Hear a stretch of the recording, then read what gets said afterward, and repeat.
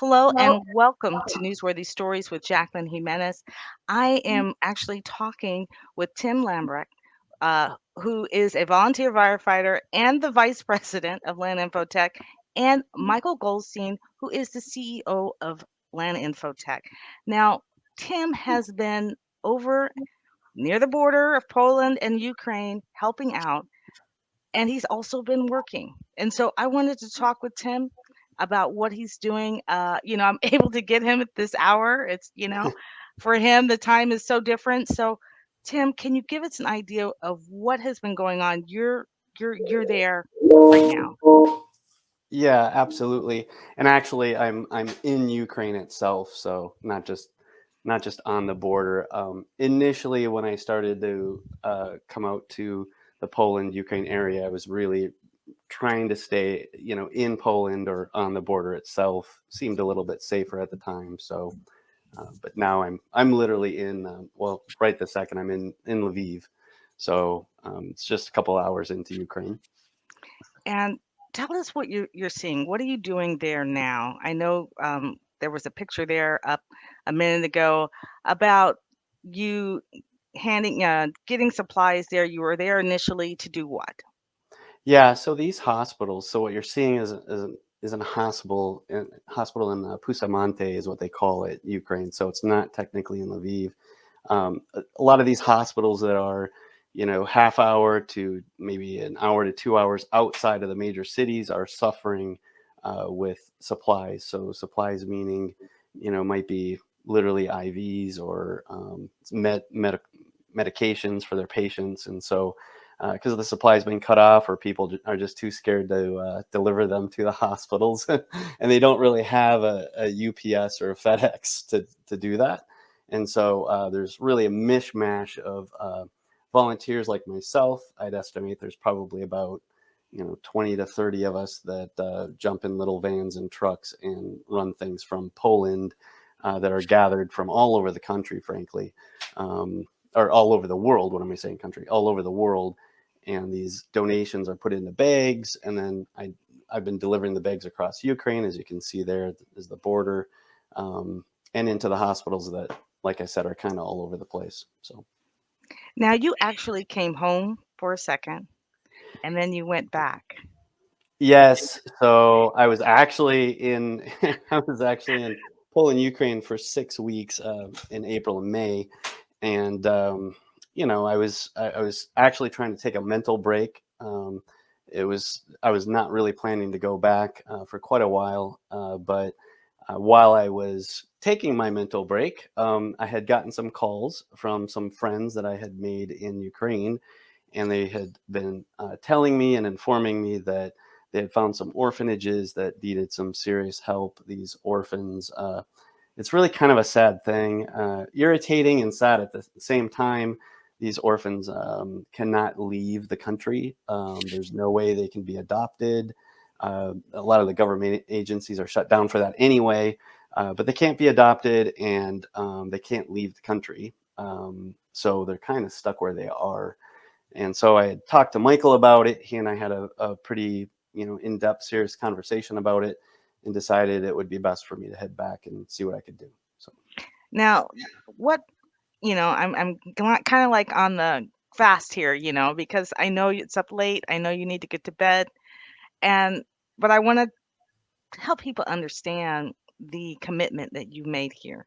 Not only are you going to help with bringing supplies and helping with this orphanage situation, but you're working from Ukraine. You're still, you're the VP of yeah. Land Infotech, one of the fastest growing cybersecurity companies. Michael, how is that happening? I don't, my brain, it just, when he first told me that, I mean, I've covered some of these stories about you guys in general, the stuff that you already do here in South Florida. This is like not surprising, but off the charts.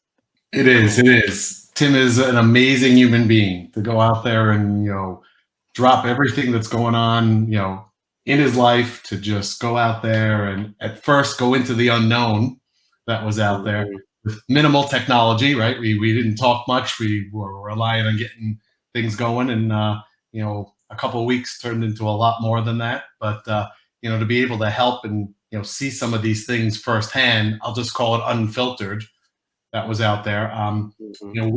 We did a little couple of fundraising or collections of items, personally with myself and my family, and we found that there were a lot of people that cared, but no one put everything out there like Tim in there. The second time around, your heart just falls from your chest to hear about the children, all the innocent children that's out there that can't leave, don't have a place to live. It's hard for us here in the United States to envision some of the things that we interpret from the news. It's just crazy. And usually, the killer part, even for the news, is that you hear these heart-wrenching stories and you're not sure how you can help. But Tim, there are ways people can help. Can you talk a little bit about how can people help where you are with these orphans or even with the medical supplies? Yeah, so the medical supplies, what most people, countries have been doing is bringing them. It's so hard to deliver stuff into Poland. It takes a long time to get it through customs and what have you. So, as you can see, those bags that I had brought, they in the that I had in the back of the van in that picture, those were actually hand delivered. Through it's not just myself. There's a lot of people that actually fly from wherever they are, and they bring this stuff across or into Poland itself, and then eventually it gets down to what they call Przemyśl, which is a little town on the border, and that stuff gets collected into warehouses there, and then people like I will grab that stuff and bring it out. A lot of that is logistics. A lot of stuff that's needed is yeah, well, I'll tell you, a lot of people send water. Don't really need water. They don't need any more water at all. It's what they and they don't need like cold medication.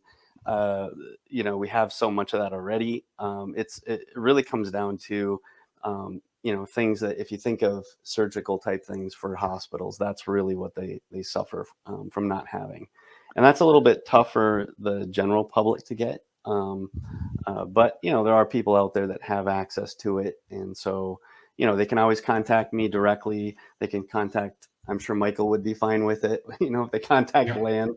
But really, honestly, trying to get that stuff to those hospitals is the key. We also have a GoFundMe account where we're trying to raise money to get the money to the orphanages. See, the orphanages it's a completely different issue than the hospitals. Obviously, the orphanages, I'll just give you an example of what we just did. We went and bought just a ton of, sounds crazy, but toys. Mm, If you saw what I saw the first time, they had this, there's 30 kids that play with this little beat up soccer ball. That's all they have. And these are, babies to 16-year-olds, right? And so we just, took some of the money and we went and bought hundreds of dollars worth of toys, and then I delivered those, which we can put up pictures of that later. But I just yeah. did that a couple days ago. So, and to see the kids, they're emotionally, distraught just from getting a toy. It's crazy to Right. see. And I, So, I can't even imagine the mental health need. I mean, is there a way even if, and I tell you this, Tim, if you can help me and I will get help, maybe even working with, I work with Dr. Tenney, who is with the oh yeah, Healing Arts Institute in yeah, South Florida, and she has all the, those therapists. If there's a way that we can work or help, they can help with the yeah, children, stuff like that, that's stuff we can actually do from this side yeah, that, you guys being the technology kings, understand that you can do that virtually. And so, yeah. anything like that that we can talk out and help. Absolutely. I'd love And of help with course, that. I Yeah, will get that GoFundMe link and put it into the chat.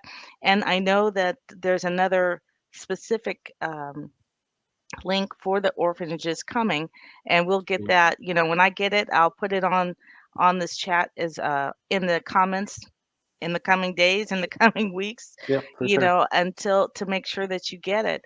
But that's what we wanted to do. That's why I was like, Tim, I got to talk to you. You got to tell us what's Yep. going on and just keep that open channel. What you guys at Land Infotech have been doing locally and now globally Yeah. is And greatly appreciated. I will say too, our clients, the ones I work with, have been very understanding, and also it's been just a neat thing to be a part of.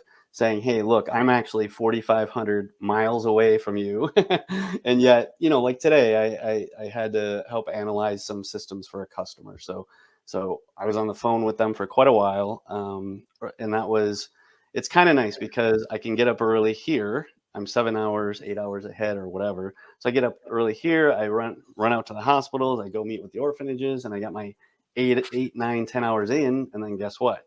Then Florida wakes up. So then I can start doing that. So that's pretty much Yeah. how it's been working. But Yeah.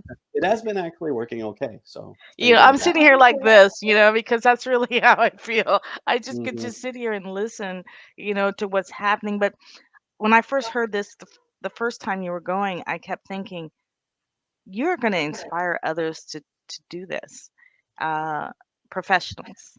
Um, if you learn of other professional groups that could help out there and that can work from there, because obviously we're live. This is live. Yeah, So Yep. if we can do this live, that's streaming true. from my home, you Yeah. know, then other professionals can do the same that can be there on the ground helping out. And that's the point of why I wanted people to hear what you were doing, Yes. Yes. because that changed the game for me, period. Yep. I'd agree 100%. I just don't know if they'd want to be in Ukraine itself right now, like I am. It's you get the sirens and all that get to be a little intimidating for people. So, but no doubt, I mean, Poland on the border there and Przemyśl definitely need some help there still.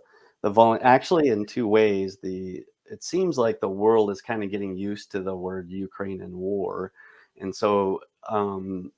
I think it's a fair statement to say that donations themselves, in general, I'm talking everything you can think of that would be donated for something like this, they're down by about 40, maybe 50, even 60%. And volunteers are pulling back too. And so, because people get tired. So the original volunteers that came out, when I was first out here are no longer here. They have to go back and, work there or whatever. So, because they may not be able to work remote. So yeah, so being able to do something like this, work remotely and be in a place like southern Poland is actually pretty easy. You get pretty used to it, and I like the fact that it's 7 hours ahead because Yeah. like I said, you can volunteer for most of the day and then you can work for the other part of the day. So And we Yeah. I mean, definitely need voices like yours, Jacqueline.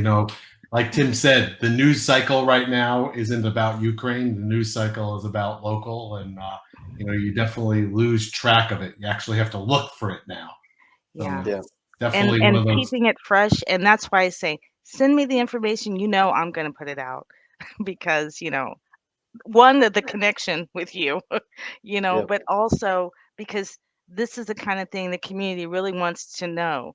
How can they help?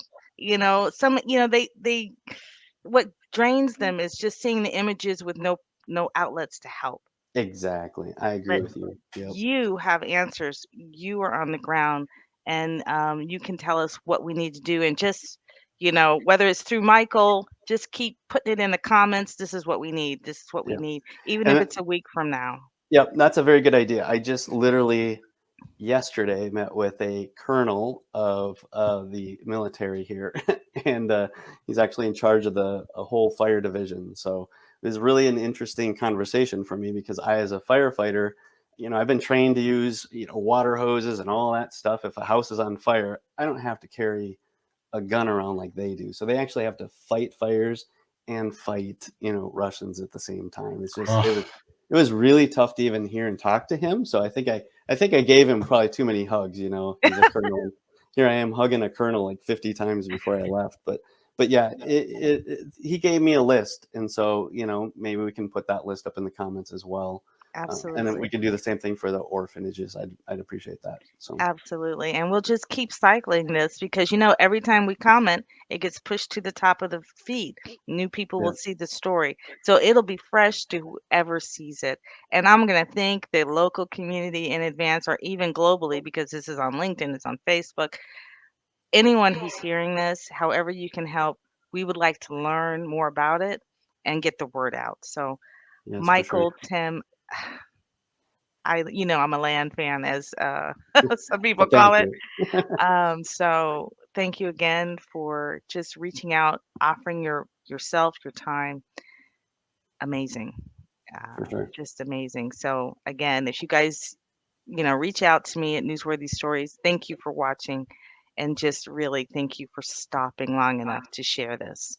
Absolutely. Valuable, valuable. Thanks, Yeah. Michael, too. Thank you. I'll talk to Thank you you. on this side. Okay. All right. Keep us Take posted. care. See you Yep. now. Yeah. Bye bye.